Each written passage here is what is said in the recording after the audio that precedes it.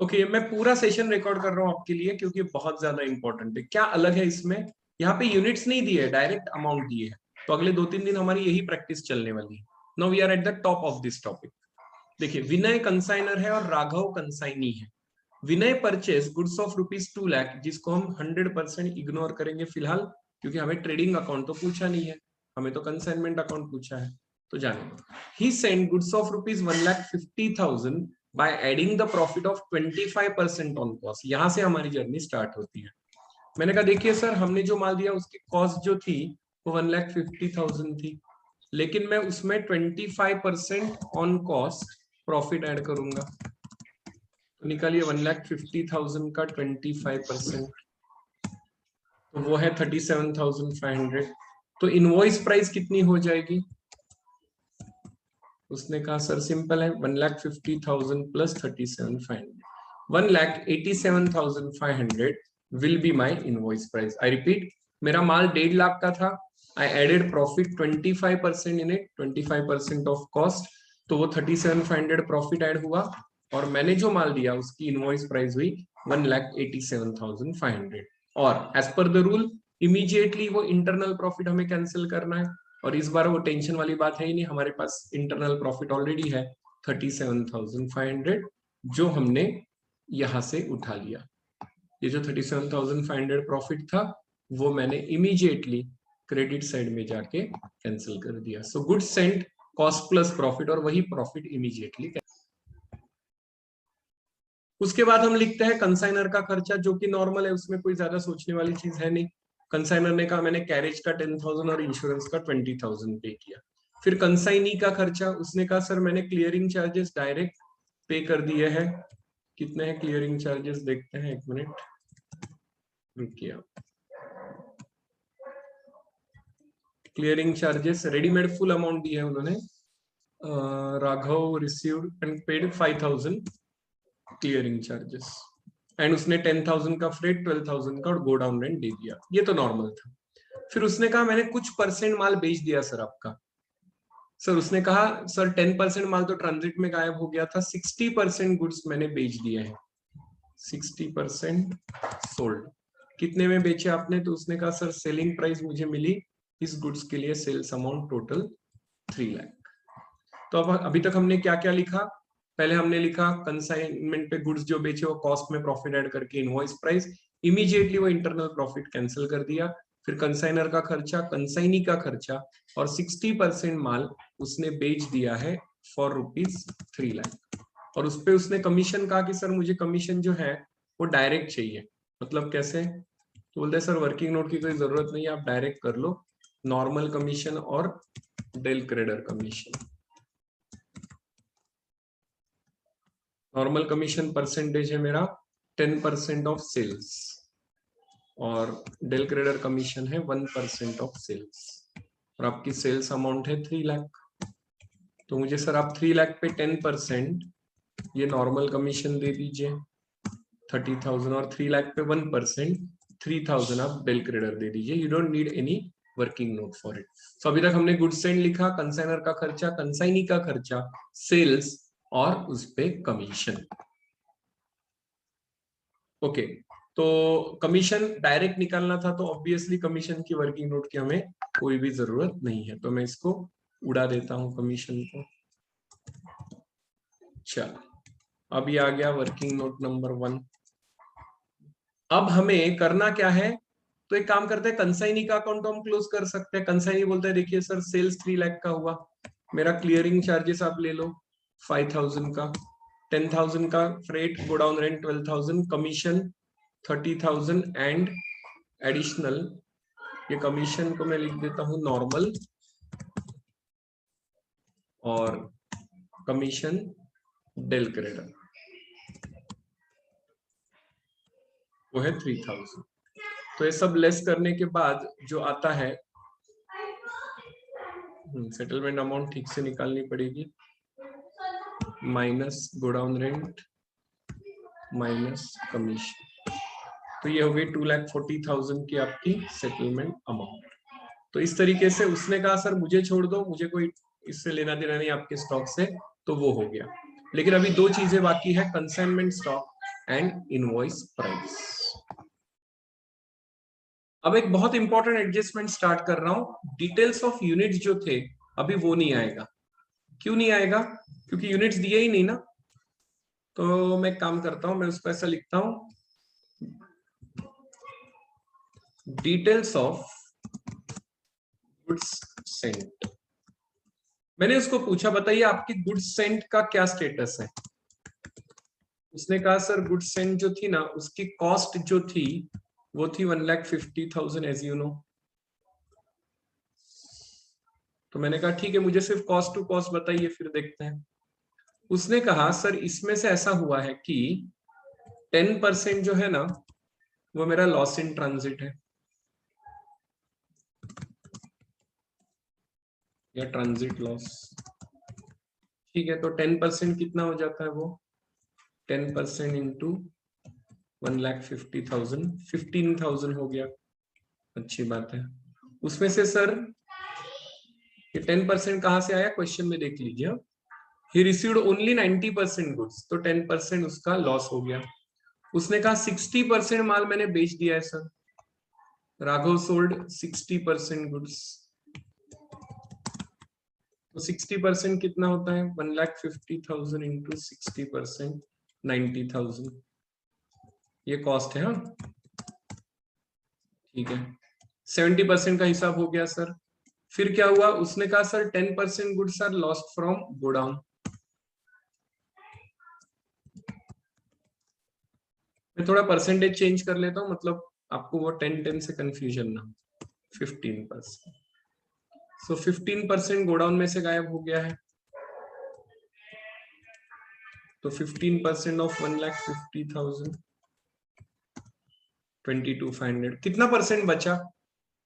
100 में से 10 गया, बचा 90, 90 में से 60 बेचा, बचा 30, 30 में से 15 गया तो बचा 15। अच्छा, तो फाइनली 15% है ही। एक मिनट ना,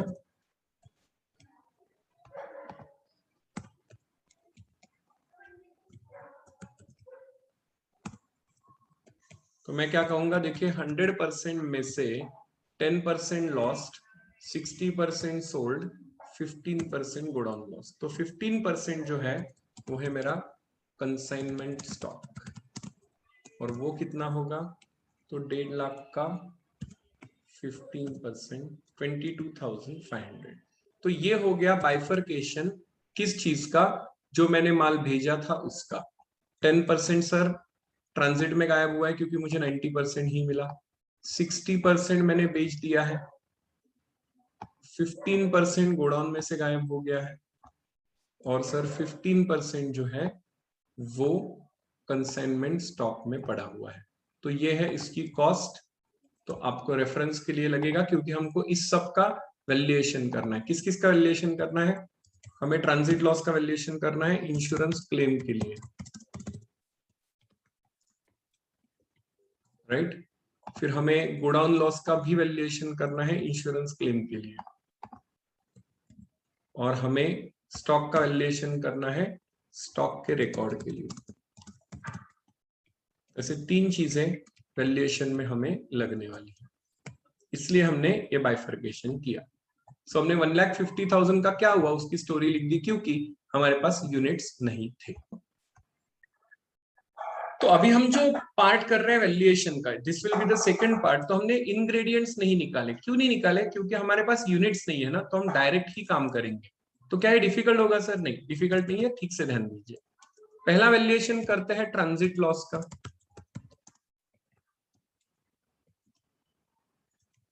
एक मिनट दीजिए मुझे।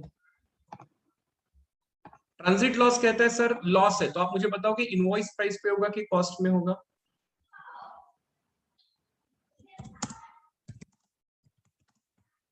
पहले मैंने उसको पूछा ट्रांजिट लॉस का परसेंटेज बताइए, उसने कहा 10%। ठीक है, तो हम क्या करेंगे इसके लिए, पहले हम लेंगे कॉस्ट। आपको मालूम है ट्रांजिट लॉस या कोई भी लॉस जो है वो कॉस्ट पे वैल्यूएशन होता है। उसके बाद आएगा कंसाइनर एक्सपेंस। कितना है कंसाइनर का खर्चा? उसने कहा सर मेरा खर्चा है ऊपर 10,000 कैरेज एंड 20,000 इंश्योरेंस। और कंसाइनी का खर्चा बोला सर क्यों आएगा कंसाइनी का खर्चा, ट्रांजिट लॉस है ना, तो ये बिल्कुल नहीं आएगा। तो ये जो आपने खर्चा लिया उसमें से 10% निकालिए क्योंकि ट्रांजिट लॉस 10% ही था। तो करते हैं 10% multiplied by 1,50,000 plus 30,000, so 10% of 1,80,000, so transit loss आया आपका 18,000। ये आ गया आपका पहला एबनॉर्मल लॉस, ट्रांजिट लॉस। तो देखिए मैंने पहली चीज इंपॉर्टेंट चीज समझिए कि आज यूनिट्स नहीं दिए हैं तो हमें थोड़ा सा अलग ही सोचना पड़ेगा। तो हम कैसे सोचेंगे, मैंने कहा देखिए सर कोई बात नहीं, पहला पॉइंट ये है कि लॉस जो होता है वो हमेशा एट कॉस्ट वैल्यूएशन होता है, कभी भी इनवॉइस प्राइस पे नहीं होता। तो इसलिए मैंने पहले कॉस्ट लिया, फिर कंसाइनर का खर्चा लिया, लेकिन कंसाइनी का खर्चा सर मुझे एप्लीकेबल ही नहीं है क्योंकि गुड्स तो ट्रांजिट में गायब हो गए हैं। तो कॉस्ट 150, कंसाइनर का खर्चा 30, टोटल 1,80,000 और इसमें से 10% गुड्स लॉस्ट इन ट्रांजिट है। तो ट्रांजिट लॉस का वैल्यूएशन आएगा 10% of cost and consignors expense that is ₹18,000। Okay, तो अभी हम गोडाउन लॉस निकालेंगे। मैंने पूछा पहला काम मुझे बताइए गोडाउन का परसेंटेज ऑफ लॉस कितना है, ले लेते हैं ऊपर से 15%। ठीक है, अब ये लॉस है तो ऑब्वियसली कॉस्ट पे ही जाएगा, 1,50,000 कॉस्ट, कंसाइनर का खर्चा 30,000 और अभी कंसाइनी का भी खर्चा आएगा। क्यों, क्योंकि माल उसके पास भी तो गया था, लेकिन कंसाइनी का सिर्फ कौन सा खर्चा आएगा, transportation expense. Consignee's transportation expense. तो चलिए कंसाइनी को बुलाइए, पूछिए भाई बताओ आपका क्या क्या खर्चा हुआ है। उसने कहा देखिए सर क्लियरिंग चार्जेस लोगे, मैंने कहा यस ऑफ कोर्स, और फ्रेट भी लेंगे आप, मैंने कहा यस, गोडाउन रेंट भी ले लो, मैंने कहा नहीं वो ट्रांसपोर्ट वाला नहीं है, 15,000।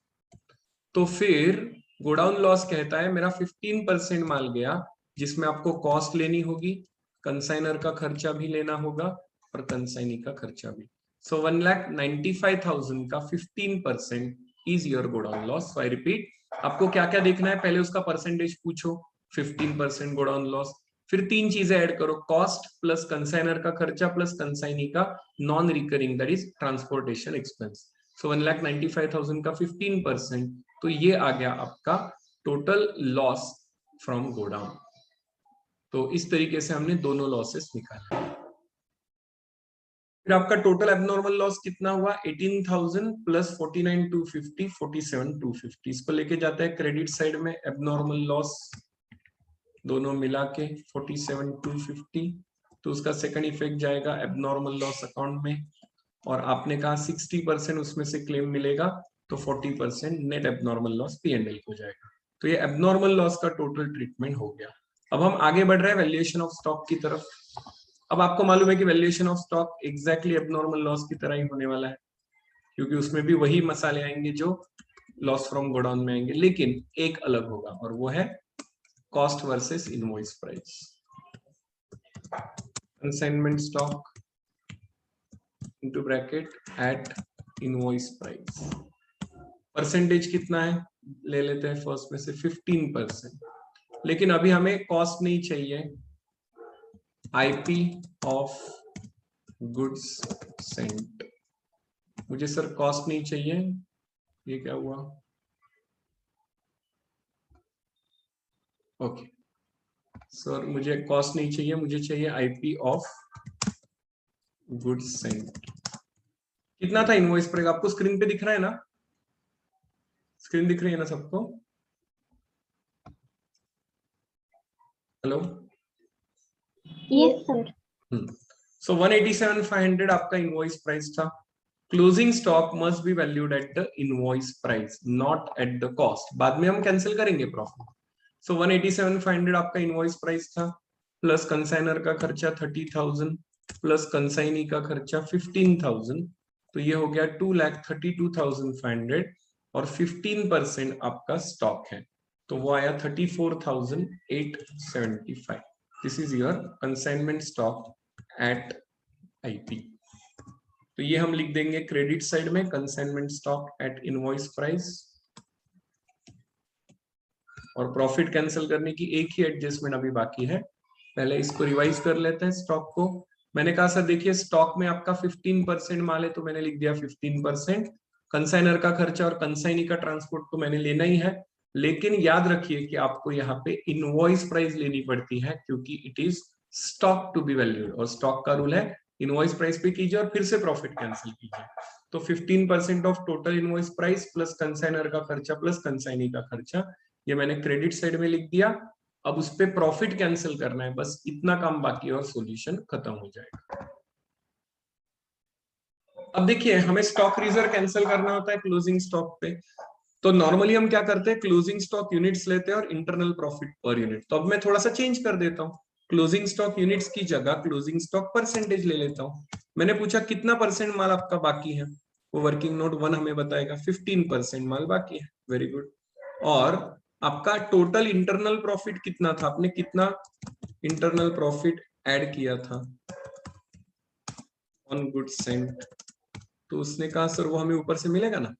ये देखिए 37,500 प्रॉफिट मैंने ऐड किया था. मैंने कहा आपने अगर टोटल 37,500 प्रॉफिट ऐड किया था तो उसका 15% प्रॉफिट आपको कैंसिल करना है क्योंकि उतना माल आप नहीं बेच पाए. तो परसेंटेज क्लोजिंग स्टॉक यूनिट्स की जगह क्लोजिंग स्टॉक परसेंटेज ले लो और इंटरनल प्रॉफिट पर यूनिट की जगह टोटल इंटरनल प्रॉफिट कितना ऐड किया था वो ले लो. तो आपका प्रॉफिट कैंसिल हो गया और फाइनली जो आया वो हो गया आपका profit. So in this way we have solve this question. और ऑफ कोर्स सेकंड इफेक्ट जो इधर जाएगा, कंसाइनी का नाम क्या है, राघव, तो राघव का अकाउंट हम बना लेंगे और राघव का अकाउंट भी हम सेटल कर देंगे. शायद राघव या कंसाइनी अकाउंट में ना एक बार आप चेक कर लीजिए, मेरा कुछ अगर फॉर्मूले का गड़बड़ हुआ होगा तो शायद आपका आंसर और मेरा आंसर अलग आ सकता है, बट आई होप कि उसमें ऐसा नहीं है. सो यहाँ पे कमीशन नहीं, राघव का अकाउंट हमने ऑलरेडी क्लोज कर दिया, no issue at all. So in this way we have solve this question. Okay तो मैं इसको समराइज कर रहा हूँ ठीक से. देखिए विनय आपका जो कंसाइनर है उसने कहा कि इस बार मेरे पास यूनिट्स नहीं है, लेकिन मैंने 1,50,000 का माल दिया और उसमें मैंने 25% प्रॉफिट ऐड किया है. तो goods send always to be recorded at IP, अगर आईपी है तो वो लिख दिया. और ये जो 37,500 प्रॉफिट ऐड किया इमीडिएटली क्रेडिट में कैंसिल कीजिए. आप फिर से वही बोलोगे सर अगर कैंसिल ही करना है तो फिर ऐड क्यों कर रहे हो. अब वो सिस्टम है प्रेजेंटेशन की इसलिए करना पड़ता है. उसके बाद कंसाइनर का खर्चा, कंसाइनी का खर्चा एज यूजुअल. कंसाइनी ने सेल्स कर दिया 60%, ये परसेंटेज पे भी ध्यान रखना है हमें. 60% माल बेच दिया 3 लाख को, उस पे 10% से आप उसको नॉर्मल कमीशन दोगे और डेल क्रेडर कमीशन 1%, तो वो हो गया. इसके सबके सेकंड इफेक्ट दे दिए उसके अकाउंट में. तो 3 लाख का सेल्स, उसके तीनों खर्चे और उसका कमीशन लेस किया, 240 उसने हमें दे दिया और वो घर चला गया. तो ये मार्क्स आप पहले ही ले सकते हो. अब सवाल आया कि हमारा एबनॉर्मल लॉस और स्टॉक का वैल्यूएशन. तो जैसे हम यूनिट्स की डिटेल्स करते हैं वैसे अभी हम यहाँ पे 1,50,000 जो माल हमने भेजा है consignment, cost of consignment goods Saint, तो उसमें से 10% कॉस्ट का माल लॉस हो गया, 60% आपने बेच दिया. उसके बाद 15% आपका 22,500 का गोडाउन से गायब है और 15% 22,500 कॉस्ट का माल आपके स्टॉक में पड़ा हुआ है. ऑफ कोर्स ये कॉस्ट आप नहीं लेते हो फिर भी चलेगा, सिर्फ परसेंटेज लोगे फिर भी चलेगा. So you can hide it, इसकी कोई जरूरत नहीं है हमें, आप ये उड़ा सकते हो. सो डायरेक्ट ये लिख सकते हो कि हमने क्यों ढूंढा. ठीक है, सो ये काम आसान हो गया. उसके बाद फिर हम आए नीचे, ट्रांजिट लॉस का वैल्यूएशन. मैंने पहले पूछा बताइए कितना परसेंट माल गया, उसने कहा 10%, और उसमें दो ही चीजें ऐड होगी, कॉस्ट और कंसाइनर का खर्चा, क्योंकि कंसाइनर तक गया ही नहीं था. फिर मैंने पूछा गोडाउन लॉस, उसने कहा 15% माल गया. इसमें तीनों मसाले आएंगे, कॉस्ट, कंसाइनर एक्सपेंस और कंसाइनी का ट्रांसपोर्ट का खर्चा. और इन दोनों की टोटल कर ली, एबनॉर्मल लॉस में डाल दिया कंसाइनमेंट क्रेडिट, वहां से एबनॉर्मल लॉस अकाउंट में गया, क्लेम जाके नेट फाइनल P&L को, वो हमें मालूम है. उसके बाद कंसाइनमेंट स्टॉक बोलता है 15% जो हमने वर्किंग नोट 1 में निकाला है, और यहाँ पे हमें इनवॉइस प्राइस लेनी है ना कि कॉस्ट, और कंसाइनर का और कंसाइनी का खर्चा. ये मिल गया स्टॉक, इसको मैंने लिख दिया क्रेडिट साइड में. और इसमें से मुझे प्रॉफिट कैंसिल करना है तो 37,500 टोटल प्रॉफिट था। अभी पर यूनिट नहीं है ना अपने पास, और यूनिट्स भी नहीं है, तो टोटल जो 37,500 प्रॉफिट ऐड किया था उसमें से 15% आप माल नहीं बेच पाए। अगर आपने ये माल नहीं बेचा है तो ये प्रॉफिट आपका रियलाइज नहीं हुआ, तो वो कैंसिल करो, वो लिख दिया। And finally we got the net profit on consignment.